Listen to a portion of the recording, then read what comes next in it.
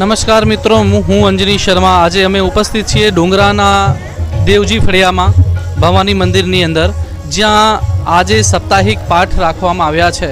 તો એના વિશે અમે એમના પરિજનોથી જાણશું કે આ સાપ્તાહિક પાઠ કરવા બદલ એમનો શું વિચાર છે, શાના માટે આ સાપ્તાહિક પાઠ કરી રહ્યા છે।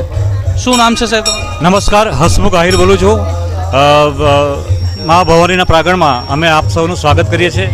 સલાસર ચેનલ માટે ખૂબ ખૂબ ધન્યવાદ જે અમને આ મોકા મળ્યો છે। શાસ્ત્રીજી છેલ્લા 23 વર્ષથી આ કથાનું આયોજન લોકોને રસપાન કરાવે છે।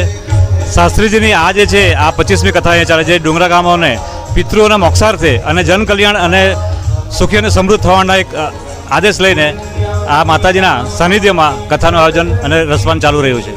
ક્યારથી આ સાપ્તાહિક પાઠ જે તમે રાખ્યા છો ક્યારથી ચાલુ થયું છે? આજે કયો દિવસ? આજે આ 5મો દિવસ છે જી। ને મહારાજશ્રીને જે વ્યાસપીઠ પર વિરાજમાન છે એ ક્યાંથી આવ્યા છે? મહારાજ એકચ્યુઅલી સૌરાષ્ટ્રના છે, દ્વારકા જિલ્લાના। એ છેલ્લા 23 વર્ષથી નરોલી ગામે રહે છે। મા ભવાનીના એ ભક્ત છે। સાપ્તાહિક પાઠ કરવા બદલ તમારે શું વિચાર છે? શું વિચારથી તમે આ સાપ્તાહિક પાઠ? જન કલ્યાણ અને દેશની જાગૃતિ અને પ્રવૃત્તિ અને કીર્તિ વધે એ બાબતે, અને લોકો મુક્ત થાય, વ્યસન મુક્ત થાય અને જનહિત માટે આ એક પ્રયોજન છે। અચ્છા, આજે મા ભવાનીની મંદિર છે અહીંયા, આ મંદિરની સ્થાપના ક્યારે થઈ છે? મંદિરની સ્થાપના 2013ની સાલમાં થઈ છે અને આજે 13/1/2025ના રોજ એમના 13 વર્ષ પૂર્ણ થાય છે।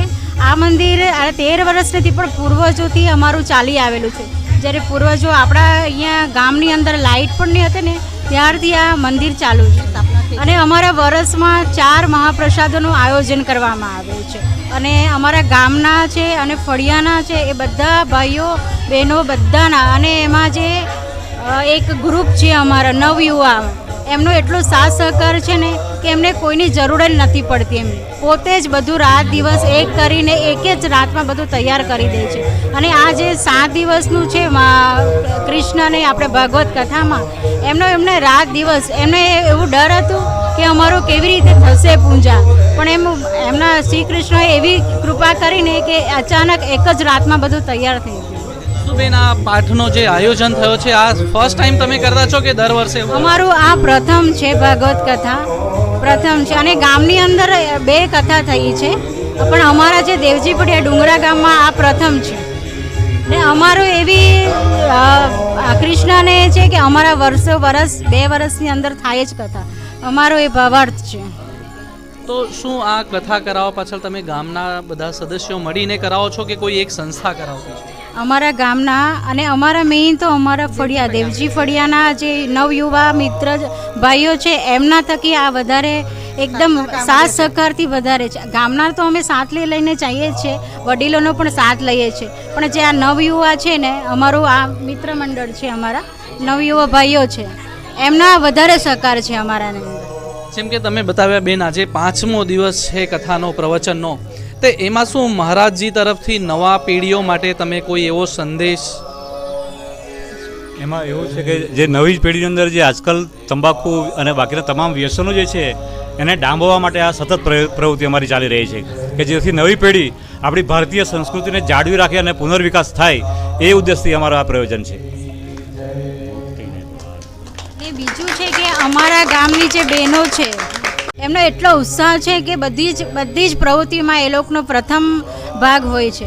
અમારી જે પોથીયાત્રા નીકળી છે ને એમાં પણ એકદમ દિલથી એમણે પોથીયાત્રાના ગામના દર્શન કરાવ્યા છે। અમે અમારી સાથે યુવા પેઢીઓ પણ હાજર છે, તો અમે એમને પણ એક વાત કરીશું કે તમને શું મહારાજની આજે 5મી દિવસની કથા છે, હે ને, તમને શું કંઈક નવું જાણવા મળ્યું? શું મારા તરફથી કયો તમને એવો સંદેશ મળ્યો જે તમારા માટે સારો લાગ્યો? અમારા માટે તો એ સંદેશ છે, મહારાજ અમને રોજ બતાવે છે એ નશાબંધી એ બધું બંધ કરવા માટે બતાવે છે. અને તમે આજે જોતા છો કે આજે નવા જે પેઢીઓ છે એ મોબાઈલ તરફ વધારે એટ્રેક્શન છે, એમનો મોબાઈલ તરફ વધારે લગાવ છે. આજે તમે જુઓ તો ઇન્સ્ટાગ્રામ, ફેસબુક, ટ્વિટર એ બધી વસ્તુઓ પર ઘણા એ લોકો જોડાતા હોય. નવા પેઢીઓ નશાને એવું બધી વસ્તુઓ પણ ઘણું કરતા હોય છોકરાઓનામાં. તમે જોવા જાઓ તો શું તમને લાગે છે કે અહીંયા નવા પેઢીઓની હાજર સંખ્યા જે હોય, છોકરીઓની સંખ્યા છોડીને તમને શું લાગે પુરુષોની બી સંખ્યા એટલી જ છે અહીંયા કથા પ્રવચન સાંભળવા? પુરુષોની સંખ્યા પણ એટલી જ છે, ઘણી છે. પુરુષોની બી, સ્ત્રીઓની, યુવા પેઢીઓની સંખ્યા ઘણી છે. તમે શું નવા પેઢીઓ માટે તમે શું કહેવા માંગો છો કે એ મોબાઈલ જે છે, મોબાઈલથી જે અટેચમેન્ટ છે એનાથી તમને શું લાગે છે? બેનિફિટ છે કે કંઈ નુકસાન? ના, નુકસાનકારક વધારે છે બેનિફિટ છે, છતાં પણ નવા પેઢીઓ તો એનાથી વધારે જોડાયા છે. તમે યુઝ કરો છો? હા, પણ ઓછું કરીએ છીએ અમે. સારું. કેટલામાં ભણો છો તમે? મેં કોલેજ કરું છું. આભાર તમારો.